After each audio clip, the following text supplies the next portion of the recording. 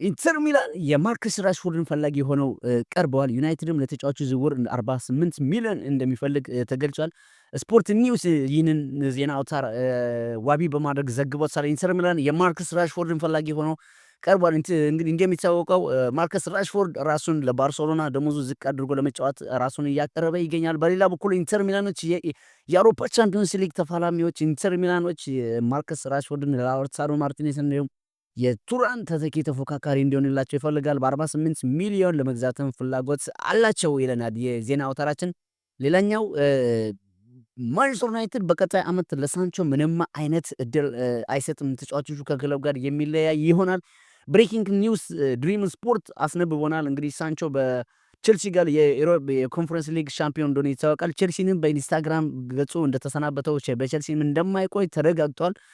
ሳንቾ ከዚህም አኳያ ሳንቾ ወደ ማንቸስተር ዩናይትድ አይመለስም። ምናልባት ወደ ሌላ ክለብ የሚመለስ ይሆናል። በዚህ ክረምት ከሚሸጡ የማንቸስተር ተጫዋቾች ውስጥ አንደኛው ሳንቾ ነው። ቼልሲ የጃኦ ፌሊክስን ዝውውር በዚህ ክረምት ለመጨረስ 30 ሚሊዮን ፕላስ ተጨማሪ ገንዘብ ይፈልጋል። ቤኔፊካ በውሰት በማስፈረም ይፈልጋል። የቀድሞ ክለብ ቤኔፊካ ወደ አትሌቲኮ ማድሪድ በውድ ዋጋ የሸጡት ልጃቸውን በውሰት ወደ ክለባቸው ለመመለስ ስራዎችን ጀምረዋል ይለናል ፖርቱጋል የዜና አውታር። ቤኔፊካ በውሰት ጃኦ ፌሊክስን ለማስፈረም በድጋሚ በውሰት የመልቀቅ እቅድ የላቸውም። ቼልሲ በዝውውር ሂሳብ ለመሸጥ ነው ሀሳባቸው ዋና። ሌላኛው ስካይ ስፖርት እንዳስነበበው ሉካ ሞድሪች በሚላን የ1 ዓመት ኮንትራትን ተስማምቷል። ይህም ሉካ ሞድሪች ኤሲ ሚላን የመረጠበት ምንም አይነት የአውሮፓ መድረክ ቻምፒዮን ኤሮፓ ሊግ ምናምን መሰል ነገሮች አይሳተፍም። ይህም ከሚወደውና ረዥም ዘመናትን ካገለግለው ሪያል ማድሪድ ጋር የማያገናኘው ከመሆኑ አኳያ እንዲሁም በአውሮፓ መቆየትን ስለፈለገ ክሮኤሽያዊ ሉካ ሞድሪች ጸባይትና ጥሩ ጸባይ ምርጥ የመሃል ሜዳ አቀነባባሪው ሉካ ሞድሪች በሚላን የ1 ዓመት ኮንትራትን ለመፈረም ተስማምቷል ይላል። ሌላኛው ዲማርዚዮ የተባለ የዜና አውታራችን እንደገለጸው ኢንተር ሚላን ከሴስክ ፋብሪጋስ ጋር የመጀመሪያ ንግግር ጀምሯል። እንደሚታወቀው ሲሞን ኢንዛጊ በዚህ ክረምት እንደሚለቅ ይጠበቃል። ኢንተር ሚላኖች ይህንን የሲሞን ኢንዛጊን ቦታ ለመተካት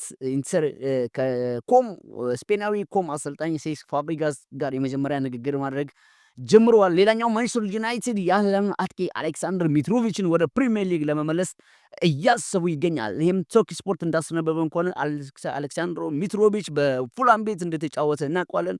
ሚትሮቪች እንግዲህ ወደ ፕሪሚየር ሊግ ለመመለስ ማንቸስተር ዩናይትዶች እንቅስቃሴ ላይ ይገኛሉ ይለናል።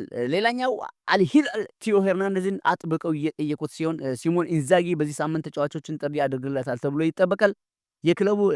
የክለቡ ለክለብም ስምምነት 35 ሚሊዮን ተጨማሪ ክፍያዎችን አካቷል። ነገር ግን በዚህ ደረጃ ከቲዮ ምንም ፍቃድ የለም።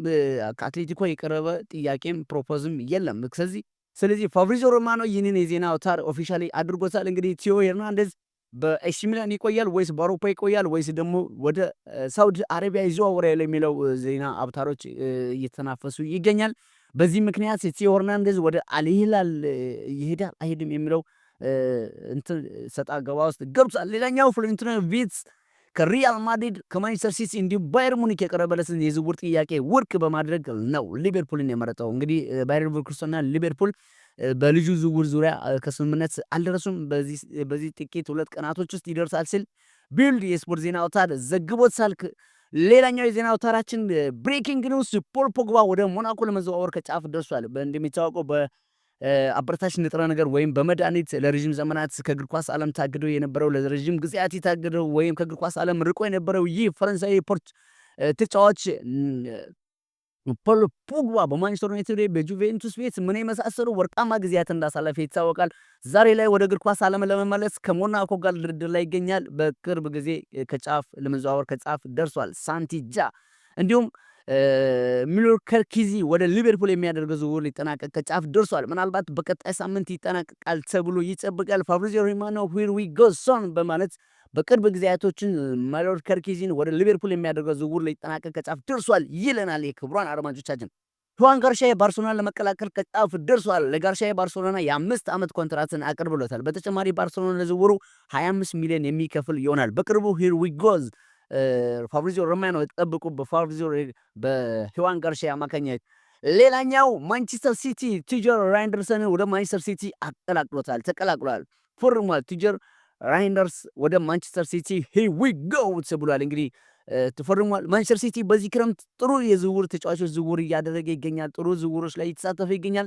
ሌላኛው በኤሮፓ ሊግ ጥሩ ግስጋሴን ጥሩ አቋሙን ካስመለከቱን እንዲሁም በዚህ ክረምት ከኦሎምፒክ ሊዮን ማርሴይ የተለያየው ልክ እንደ አሌክሳንደር ላካዜት አብሮት የተለየው ሪያን ቸርኪ በግል ጉዳዮች ከማንቸስተር ሲቲ ሙሉ በሙሉ ከስምምነት ደርሷል። ማንቸስተር ሲቲ ከሪያን ቸርኪ ጋር በግል ጉዳዮች ሙሉ በሙሉ ከስምምነት ደርሷል። ይህም ይፋዊ ጥያቄ በሚቀጥሉ ሰዓታት ማንቸስተር ሲቲ ለሊዮን የሚያስገባ ይሆናል። ፋብሪዚዮ ሮማኖ የዜና አውታራችን ይህንን ሪያን ቸርኪ ወደ ክለቡ ለማውራት ለመመለስ ድርድሩን በጥሩ ሁኔታ እያስኬደ ይገኛል። ሊቨርፑል የማርቲን ከርኪዚ ዝውውር ለማጠናቀቅ አንድ ተጨማሪ ድርድር ብቻ ቀርጿል። ቦርንማውዝ እና ሊቨርፑል ስምምነቱን እያጠናቀቁ ይገኛል። ሂር ዊ ጎ በቅርቡ ጠብቁን። ፋብሪዚዮ ሮማኖ የዜና አውታራችን ገልጹታል። ሌላኛው ጄን ቴክስተር የክሪስታል ፓላስ የአውሮፓ ሊግ ተሳታፊ ውጪ እንዳይሆን በማለት ከሁለት ክለቡ ለመሸጥ ያለው ድርሻ ለመስጠት እየሞከረ ይገኛል። ይህም የክሪስታል ፓላስ እና የማርሴይ ክለብ የማርሴይ ክለብ ባለሀብት እንደሆነ ይታወቃል። 43% ድርሻ አላቸው። ስለዚህ ከዚህ 43% ሁለት በአንድ ባለሀብት የሚገኝ ክለብ በአንድ የአውሮፓ መድረክ ላይ መሳተፍ አይችልም። ከሁለት አንዱ ነው የሚሳተፈው። ይህም የድርሻ መጠኑን ከ43 በታች የሚቀንስ ከሆነ ምናልባት ክሪስታል ፓላስም ማርሴይም የሚቀጥሉ ይሆናል ይለናል። ዮፋ እንደዚህ አይነት ጥያቄዎችን ለማስተናገድ ጊዜው ረፍዷል ያለ ቢሆንም ፓላሶች ግን አሁንም ባላቸው አቅም ሙሉ የዮፋ ጋር እየተደራደሩ ይገኛል። ፓላስ የዩሮፒያን ሊግ የታገደ እንደሆነ ምን ይፈጠራል የሚለውን ስንመለከት 7ኛ የጨረሰው ኖቲንግሃም ፎረስት ወደ ኤሮፒያን ሊግ ይገባል። ከዛም 8ኛ የጨረሰው ብራይተን ወደ ኮንፈረንስ ሊግ ይገባል። ሊዮን ፓላስ የተሻለ ውድድር ዓመትን አፈጻጸምም አለ። ሊዮን በሊጉ 6ኛ ደረጃን የጨረሰ እንደመሆኑ አኳያ ፓላስ 12ኛ ስለሆነ ሊዮን ተሳታፊ ይሆናል በቀጥታ።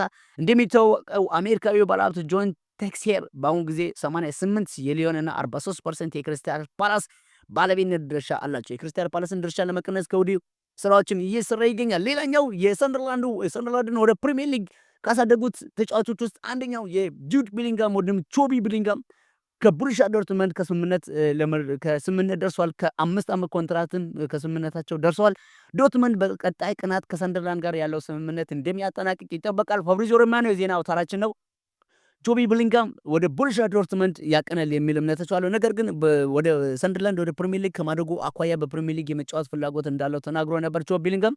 ስለዚህ ዶርትመንድ የ5 ዓመት ውል አቅርበውለታል። ይህም በቅርቡ የምንመለከት ይሆናል። ቼልሲ የኤሲ ሚላኑን በረኛ ማይክ ሚኞንን ለማስፈረም እየተቃረበ ይገኛል። ኤሲ ሚላን ለግብ ጠባቂው 30 ሚሊዮን ዩሮ ይፈልጋል። ቼልሲ የ2026 ኮንትራቱ የሚጠናቀቅ ግብ ጠባቂን በ10 ሚሊዮን ዩሮ ዋጋ ገምቶታል። ፋብሪዚዮ ሮማኖ ዜና አውታራችን ነው። የፈረንሳዩ ብሔራዊ ቡድን አሰልጣኝ ዲዲየር ዲሼፕ እንዲሁም 2025 ባላንዶር ድምጻቸውን እንዲሁም ደግሞ ዝምታቸውን አፍርሰውታል።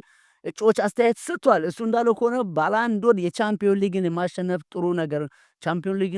ጥሩ ነገር ነው። ነገር ግን የጋዜጠኞች ምርጫ እንደመሆኑ የውድድር ዘመኑ ገና አላለቀም። በሌላ በኩል የላሊጋው ከፍተኛ ግብ አስቆጣሪ የወርቅ ቡት አሸናፊ የሆነው ኪሊያን ምባፔ አለ። ሌላው ደግሞ ላሚን ያማል እሱን በጣም ጥሩ የውድድር ዘመን እንዳሳለፈ አስባል። ለሌዋንዶውስኪ ወይም ራፊና አይነትም አይሆንም ይላል። እንግዲህ እንደሚታወቀው ሌላኛው የስፓኒዮል ግብ ጠባቂ ጆ ጋርሻ በሚቀጥለው ሳምንት በባርሴሎና ተጫዋች እንደሚሆን ተረጋግጧል። ከጋርሻ ጋር የተደረገው ስምምነት የ5 ዓመት ውል ሲሆን ይህም ባለፈው ሳምንት ተቀባይነትን አግኝቷል። እናም የመጨረሻ መደበኛ ሂደቶች በቀጣይ ቀናቶች የሚካሄድ ይሆናል። ባርሴሎና ከስፓኒዮሉ 25 ሚሊዮን የመልቀቂያ ክፍያ በሚቀጥለው ሳምንት ይከፍላል። ሂር ዊ ጎ በዚህ ሳምንት ይሆናል። አርሰናል የዚህ በረኛ ተፈላጊ ክለብ ነበረ፣ ነገር ግን ራሱን ከዚህ ፉክክር ውስጥ አውጥቶታል። ጋላታሳራይ የማንቸስተር ዩናይትድ ተጫዋች ጆርዳን ሳንቾ የማስፈረም ፍላጎት እንዳላቸው ተገልጿል። ተጫዋቹ ለማስፈረም ፍላጎት ያላቸው ተጫዋች ክለቦች የሳንቾ ዝውውር ዋጋ ችግር ባይሆንባቸውም ደሞዙ ግን እንቅፋት ሊሆንላቸው ይችላል የሚል ዜና አውታራችን ይላል። ሌላኛው ብሬኪንግ ኒውስ ቤን ጃኮብስ እንዳስነበበ ማይክል ካሪክ ከሚድልስብሮ አሰልጣኝነቱ ተሰናብቷል። እንደሚታወቀው የማንቸስተር ዩናይትድ ተጫዋች ማይክል ካሪክ ጸባይ ሰናይና ጥሩ በአሰልጣኝነት ዘመናትን እየተሳገለ የሚገኘው ማይክል ካሪክ ከሚድልስብሮ አሰልጣኝነቱ ተሰናብቷል። የዛሬው እንዲሁ ቼልሲ የኢፕስዊች ታውንን አጥቂ ሊያም ዴላፕን በ30 ሚሊዮን ፓውንድ ማስፈረማቸውን ትላንት ኦፊሻል አድርገውለታል። እንግዲህ ቼልሲ ሊያም ዴላፕን እስከ 2031 ድረስ ማስፈረማቸውን ኦፊሻሊ አድርጓል። ሌላኛው አርሰናልን የያዘ ዜና ስናቀርብ ሳሚ ሞክዊል ከቢቢሲ ዜና አውታር እንደዘገበልን አርሰናል የዊላን ሳሊባና የቡካዮ ሳካን ኮንትራት ለማራዘም እንዲሁም የገብርኤል ማጋለሽን እስከ 2030 የማራዘም ሂደት ያለውን ንግግር በጥሩ ሁኔታ እያስኬደ ይገኛል። አንድሬ ቤርታ እንዲሁም እነዚህ ዋና ተጫዋቾችን ከማስፈረም አቋያ ጥሩ ግስጋሴን እያስመለከተ ይገኛል።